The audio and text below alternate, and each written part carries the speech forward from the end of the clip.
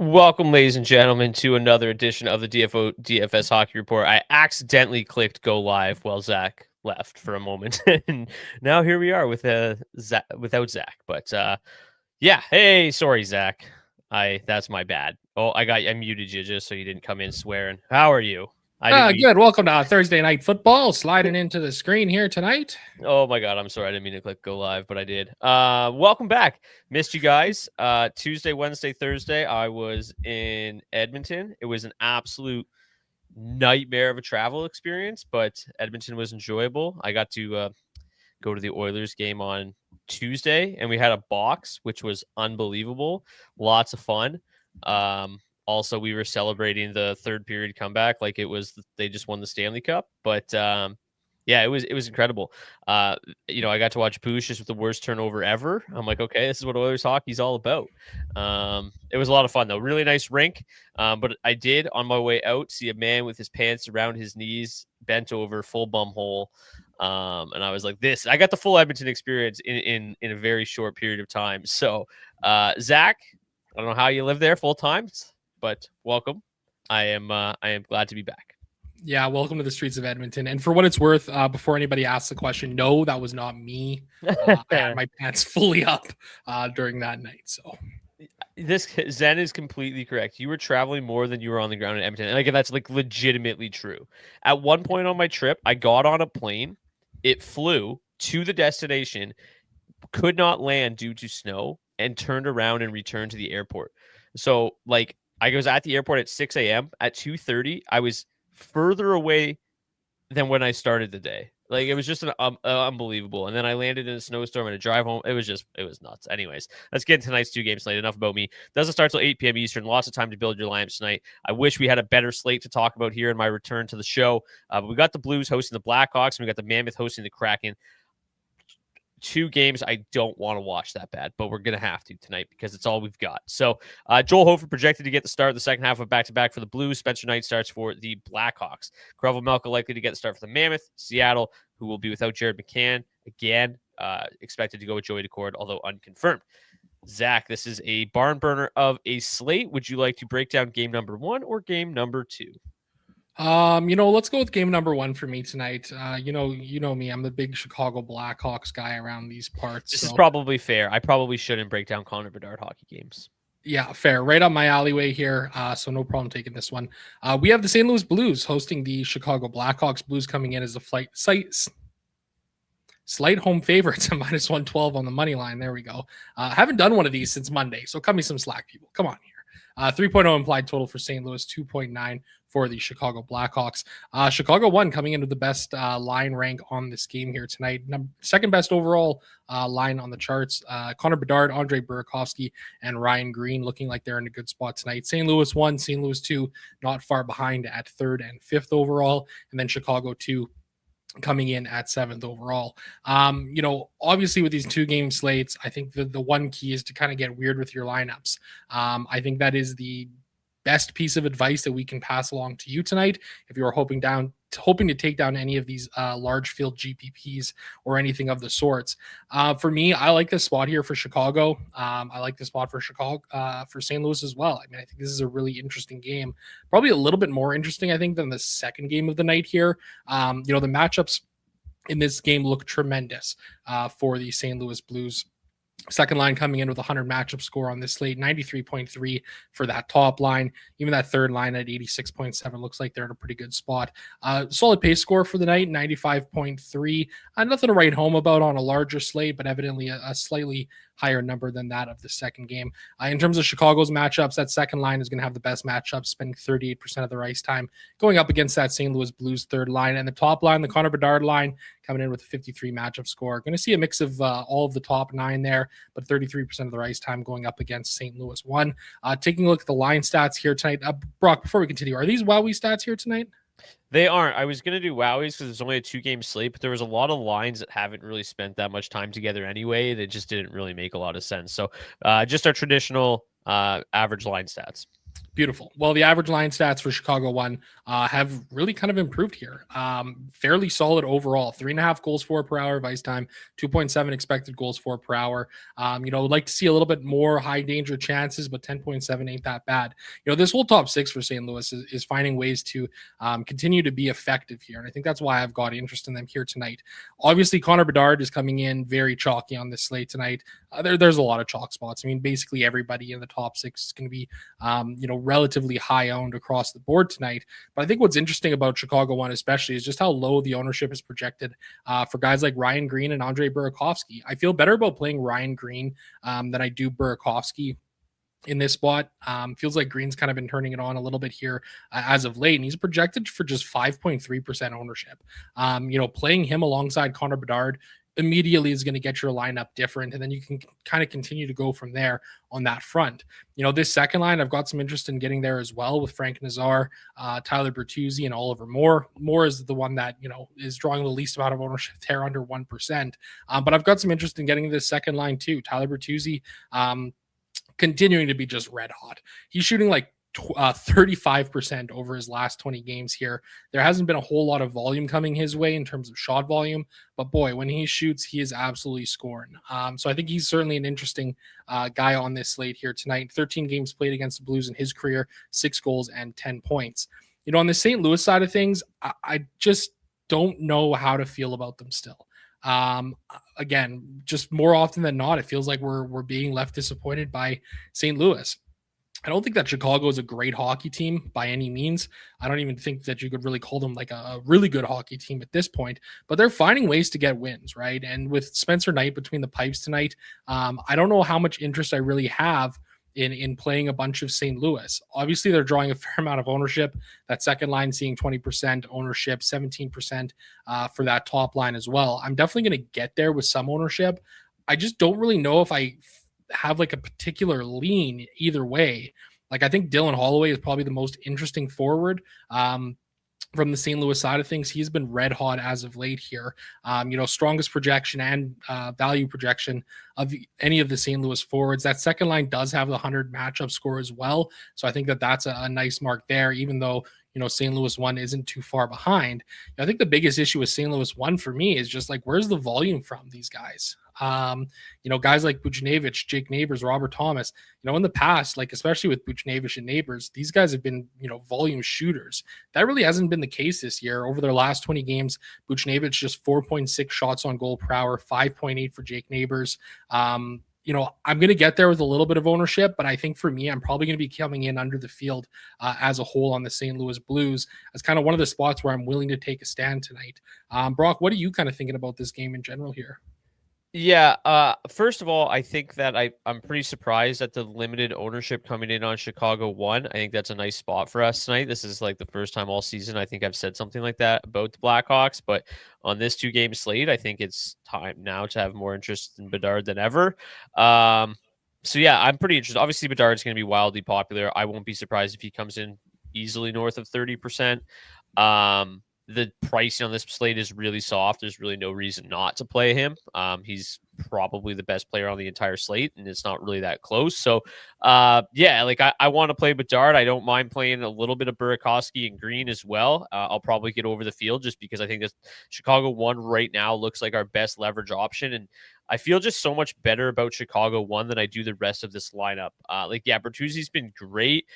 Almost all of it's coming on the power play. So I don't mind including some Bertuzzi and Bedard and get some power play correlation going there. But the second line as a whole, the underlying metrics are quite underwhelming. So I think my plan is to put a lot more ownership on the top line and maybe come in under the field on the second line, outside of maybe some Bertuzzi power play stacks. And like somebody pointed out earlier there's no power play advantages on this slate, right? Like these two power plays suck going up against PKs that have been really good. And then the PKs have been really bad. The power plays have been really bad. So there's just really nothing happening on the power play either way. I would say that if I had to pick one power play to target tonight, it's probably Utah, just because I don't feel like their power play should be as bad as it is. Just because they do have some talent there, but it's been awful. But the good news and the saving grace is that Seattle's PK has been horrific. So like that's like the one main power play matchup that I would focus on. And then the Blackhawks have always been really good on the power play. Like their power play doesn't generate a lot, but they're converting at a great rate. So I do feel a little bit better about them. Like Chicago and Utah are probably the two power plays I feel the best about. And that's why I like Bedard, I like Bertuzzi, but in terms of full stacking 5v5 lines, I do feel a lot better about Chicago 1. And the same thing I think goes for St. Louis. I think I feel a lot better about St. Louis 1 because the underlying metrics for this top line are really solid. I think they're like 2.98 expected goals for per 60, which again, like this is a talented trio that in the past has been solid, and it's just not really happening this year.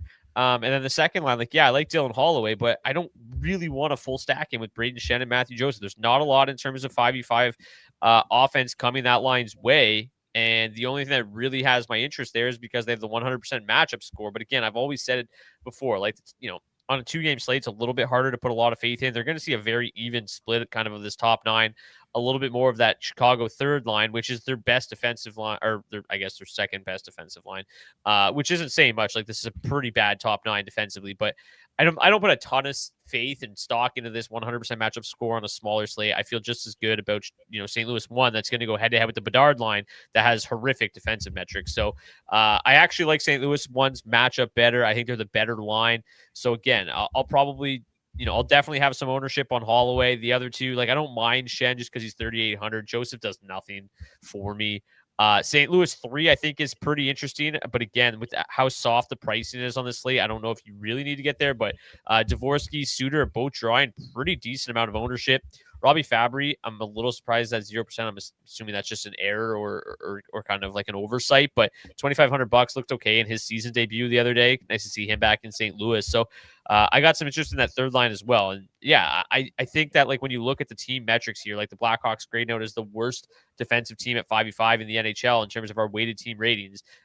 The Blues, for kind of as bad and anemic offensively as they've been, still pretty solid in terms of their 5v5 expected goals for. So I think it's a team that can generate some tonight. Whether or not they solve, Spencer Knight, that's going to be the question. But on a 2-game slate, you're going to have to take your chances. I think the Blues are a good team to take a chance on tonight.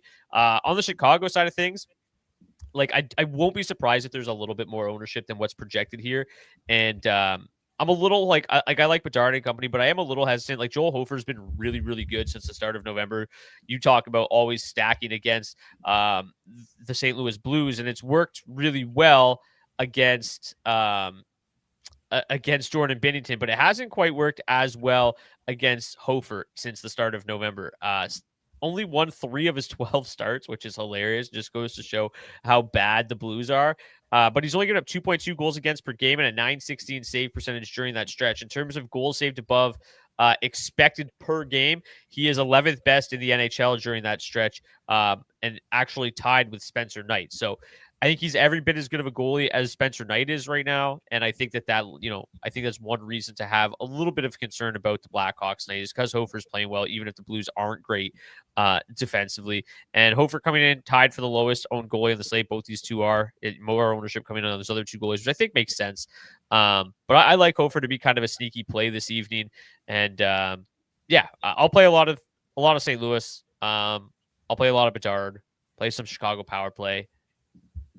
It's kind of the extent of it. I know that's basically like everybody in this game, but you're just gonna, you're gonna have exposure to most people on a 2-game slate if you're building a lot of lineups, and it's just about trying to find creative ways to stack them together. And like I said, like including Bedard and Bertuzzi together with, maybe you go Ryan Green, Bedard, Bertuzzi. Like that's something that you're going to have 5v5 correlation. You're going to have power play correlation. If Bedard has success tonight, you could find success with both those. And that's probably something I wouldn't normally do on a bigger slate, but on a 2-gamer, you got to try to get a little funky and get a little creative and do some fun stuff. Any final thoughts or any reactions to anything I just said about game number 1 this evening? Can't believe you're in on Chicago 1 and Connor Bedard tonight, man. What a day to be alive. Let's move it along with the second game. Let's go to game number 2, where the Utah Mammoth will host the Seattle Kraken. The Seattle Kraken are large road underdogs in this one. Both teams very good defensively, but the Seattle Kraken offense continues to be horrific. And the other day, like I was saying, I think it was Monday, I was saying like, hey, I might actually play the Seattle Kraken because the underlying metrics for that top line were quite good, and now they are quite bad. I didn't know we got lines. These must have just came in. Okay, projected lineup: Tolvanen, Beniers, Eberle. Yeah. So the new lineup here, it doesn't inspire a lot of confidence. The McCann, Beniers, Eberle trio had really good underlying metrics. I think like Seattle one becomes somewhat clickable with Tolvanen up there. He's been the one that was on top power play unit with when McCann was out originally. So now they're going to fully correlate on that top power play unit the same way McCann did. He's going to fill that McCann role, kind of the shooter from the back end. And he's got a great shot. Like I like Tolvanen as a player. I think that this is an interesting line to see how he fills McCann's shoes there. The matchup is obviously bad, but like if I'm playing Seattle, I think that's the only line that you could really even conceivably click on. I've mentioned it before. Beniers got some decent metrics alongside Eberle. They had really good metrics with McCann. And if Tolvanen can replicate any of that, they'll have decent underlying metrics. And they are seeing a decent chunk of ownership. This is going to obviously have to change. So they're going to be 12,800, pretty affordable there. All going to be like 25% though. So they're high owned. I feel honestly better about playing Karel Vejmelka and just fading Seattle's chalk than I do playing Seattle. This is a team that just struggles to get anything going offensively. Utah, very good defensively. So most of my interest coming in on the Utah side of this game, as you see here, Clayton Keller, Nick Schmaltz, JJ Peterka are going to be the number one line tonight. They're going to be the highest owned line. They have the highest projection. They have the highest 5v5 score. They have the highest power play expected goals for tonight. They are the best line on the slate. It's not close. And I'm going to play a lot of them. 35% is obviously high, but they're the best line on the slate. With the lineup changes, they broke up your Utah 3. So Carcone, McBain are now with Daniil Boot. I've been talking about Boot a lot. Every time I watch Utah since he's been in the lineup, like he's in the mix. He's generating chances. He is not afraid to shoot the puck. He's got like something like 11 shots on goal per 60 right now. Like he's making some noise, and at minimum price, he's easily one of the best value plays on the slate tonight. And if Carcone, McBain can continue to generate chances, Boot will be right along there at 7,700 full stack that line. I don't know if you necessarily need to do it, but Carcone and Boot really, really look like good value plays, and I think you can get really creative with your lineup if you do play those guys. I like Boot a lot. The second line, Krause, Hayton, Gunther. I don't know like what Barrett Hayton is doing on the ice this year. He's not doing anything. Krause, obviously really good numbers in that third line. I think he can make some noise. I don't mind the idea of a Krause Gunther mini, but Hayton just does nothing right now. Like it's actually insane how bad he is, or how bad his numbers are offensively this year. Like last time I checked, he had like 1 point in his last 16 games. Let's see if it's improved. I was on. I found it amazing how hard it is to track everything when you're not locked in like I normally. Oh yeah, it's horrific. Since the beginning of November, he has 1 goal, 0 assists, averaging 2 shots per game. So I'll pass there. So yeah, this game is brutal. The second line's got the best matchup. I don't really care. I don't think that second line's going to make a ton of noise. Or I'm not full stacking them with Hayton. I'll play some Gunther. I'll play some Krause. But I love that top line. I think the second line's got some decent value. Like we said, it's got the best power play matchup on the slate. Take it for what that's worth. They have a 14.6% power play, so it's hard to be super confident in it. But yeah, what are your thoughts here? Just really quickly though. Tom says Hayden had 8 shots on goal last game, which is odd. But like that's what he used to do. Like that's what he used to have good shot volume. You're like, yeah, like more of that, please. And then this year he just does nothing. He had 9 shot attempts. Like that is as many shot attempts as he had in his previous 5 games combined. So yeah, it's been a weird year for Barrett Hayton. I haven't really played a lot of them. I don't think I'm going to be playing a lot of them here again tonight. I mean, it goes without saying that this is a solid spot for Utah. A lot of reason to have interest in that top 6. I like the Gunther Krause mini stack. I think that's certainly a viable route to go on this slate. And to be totally honest with you, I'm still not entirely turned off of Utah 3 either. I think a Michael Carcone, Daniil Boot, or Jack McBain would be certainly an interesting mini stack and a way to get yourself different. Carcone's drawing 22% ownership, just 8% and 7% for those other 2 forwards on that third line respectively. And the line stats on average has been really solid for these 3 guys this season. So I don't hate the idea of still getting down there if you want to get really weird. I think the one thing that's worth noting is like just given the pricing on this slate, it's not like you have to get down to these super cheap guys. I think one way that you can get yourself really different on this slate tonight is by kind of leaving money on the table. Like, if you're building 20 lineups here tonight, don't shy away from lineups where you're leaving $500 or $1,000 on the table. Weird lineups is what's going to take this slate down here tonight. So I'm really fascinated to see what ends up becoming optimal at the end of the night here. On the Seattle side of things, I think I agree with you for the most part. I don't have as much ownership in playing Seattle as the field does here. I certainly won't be at 20% for that top line or 15% for that second line. I think one thing that is worth mentioning here, in the 3 games that Utah and Seattle have played, with Utah being Utah, first game was a 5-2 win for the Kraken, a 4-2 win for the Kraken, and then a 7-1 win for the Utah Mammoth back in April. In those games, there's been some good performances from players on Seattle. Eli Tolvin in 2 goals and 3 points in 3 games. Capo Caco, a goal and 3 points. Andre Burakovsky, a goal and an assist. Vince Dunn, 2 assists. Jordan Eberle, 2 assists. I think there's certainly a route where they can score a couple of goals tonight. It might just be a couple because this team doesn't really score a whole lot. I think, I'm fine with the one-offs on Seattle here tonight. Like, this top line, I've still got interest in them. All 3 have been relatively solid as of late, yet unspectacular. I think there's a reason to get some ownership on these guys, especially if you're building a lot of lineups. If you're just doing one single entry, I would probably stay away from Seattle as a whole tonight, unless you were looking, to maybe just one off some of those guys. Like, I think the blue liners on Seattle are the ones who draw the most interest for me, and Brandon Montour and Vince Dunn specifically. I mean, they grade out really well in terms of the projections here tonight. So I think a lot of my ownership for Seattle is going to be coming through mini stacks or just one-offing some of these guys in my lineups tonight.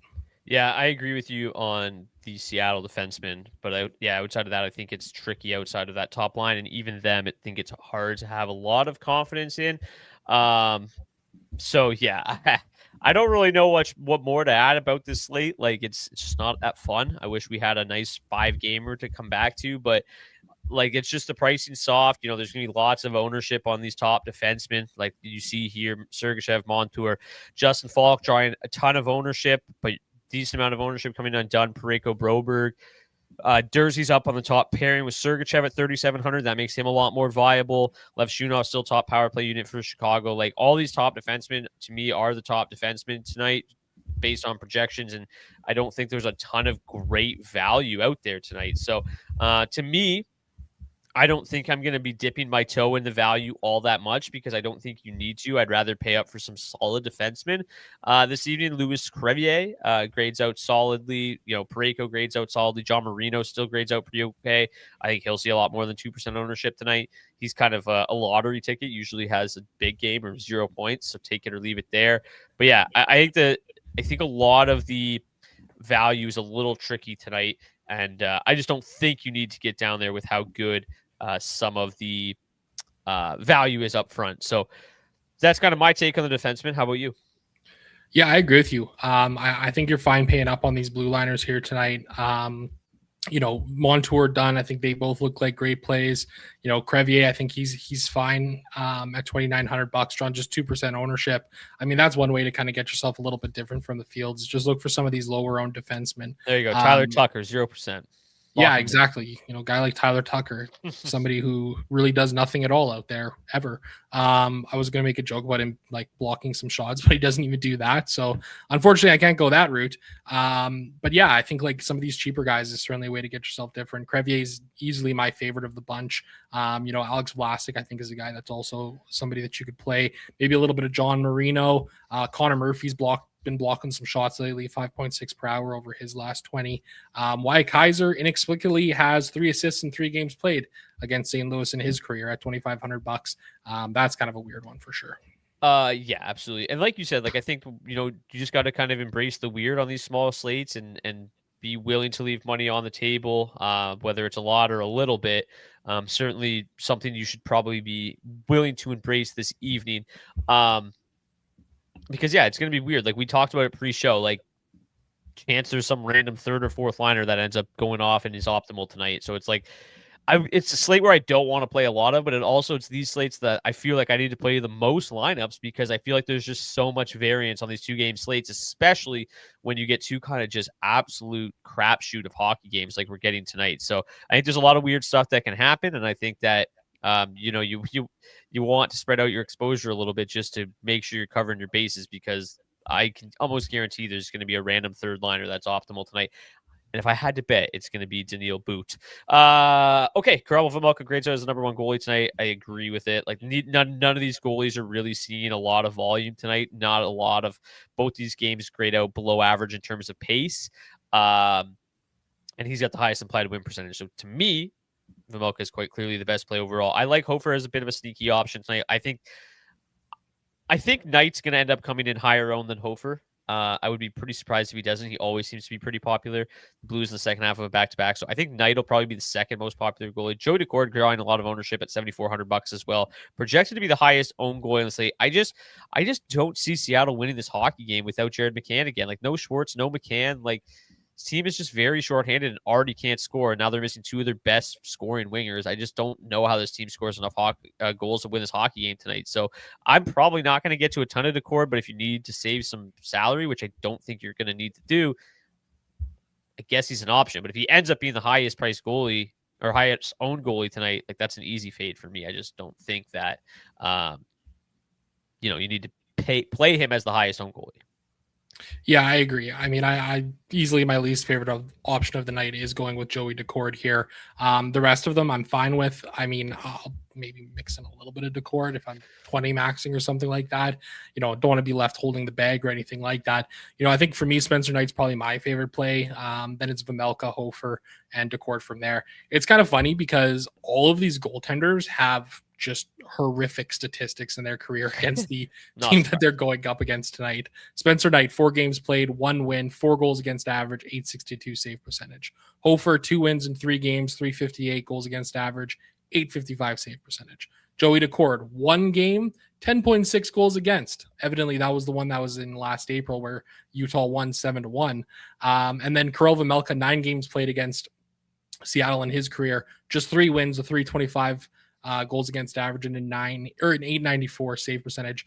In an ideal world, I wouldn't be playing any goalies tonight. Unfortunately, DraftKings has made it so that we have to have at least one of them in there. So got to play one of these guys, I guess. Yeah, like I guess you could click on Matt Murray at $7,200 and lock up the 0 if you want to. No, just kidding, of course. I mean, hey, if those goalie trends continue, we might actually have a fun slate tonight then. Maybe we'll get 2 high-scoring games. Never know. Okay, hat trick pick challenge. If you want to participate in today's hat trick pick challenge, all you got to do is drop your hat trick pick in the comment section of the video on YouTube. If your player scores a hat trick, we'll get you a $25 gift card to Nation Gear. Pick up some DFO swag. If your player scores a hat trick, if a player scores a hat trick that nobody picks, we'll just raffle it off to anybody who submitted a pick. My pick is Daniil Boot. How about you? Ooh, there you go. Connor Bedard. Oh, okay. Sure. Why not? I guess it's fair. Make it easy. Saving the company some money. Okay. Let's get to our head-to-head. Before we get to the head-to-head, I guess I should issue a warning, parental advisory for how ugly this is about to look because my Photoshop crashed and I lost our head-to-head graphic. So we have no head-to-head graphic. But let it be known that I won our last one. Neither of us hit the minimum cash line. Monday was brutal. Although, where did it go? Rebecca says, shout out to the JVR stack on Monday night. If I would have played a goalie, I would have finished second out of 45 entries. That would have been helpful. But yeah, the JVR stack works great. That line's awesome.